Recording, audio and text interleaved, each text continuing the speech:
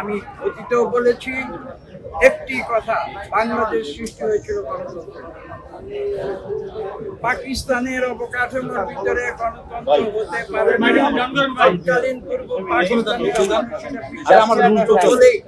তারা গণতন্ত্রের আন্দোলনে নেমেছে এবং আমরা পরবর্তীতে দেখেছি একটি রাজনৈতিক দল যারা স্বাধীনতার প্রতিভু বলে নিজেদের দাবি করেছিল, অত্যন্ত লজ্জা এবং কলঙ্কের বিষয় যে তারা বাংলাদেশ থেকে স্বাধীনতার মূল আদর্শকে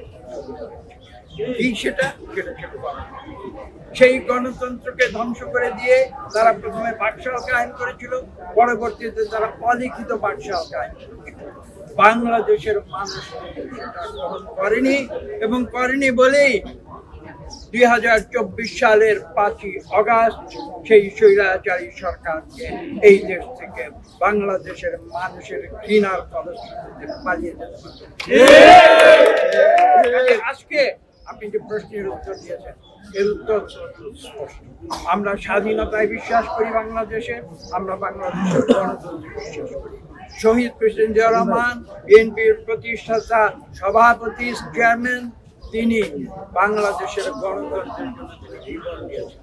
কাজে আজকে আমরা গণতন্ত্রের জন্য কাজ করে যাচ্ছি এবং সেই গণতন্ত্রকে বাংলাদেশে ফিরিয়ে আনতে হবে এবং সেটা আনতে হবে যত এবং সেই কারণেই আমরা বিএনপি, আমরা আপনারা জানেন আমরা প্রতিহিংসায় বিচার করি, আমরা প্রতিহিংসার রাজনীতিতে আমরা বিশ্বাস করি না এবং সেই কারণেই কিন্তু আমরা বলেছি যে আমরা বাংলাদেশে সকলের স্বাধীনতা চাই, কথা বলার স্বাধীনতা চাই, মিডিয়ার স্বাধীনতা চাই। আজকে আপনারা আমাকে প্রশ্ন করছেন, আমি যদি আজকে আপনাদের পাল্টা প্রশ্ন করি বিগত 15 বছরে কি আপনাদের কথা বলার স্বাধীনতা ছিল?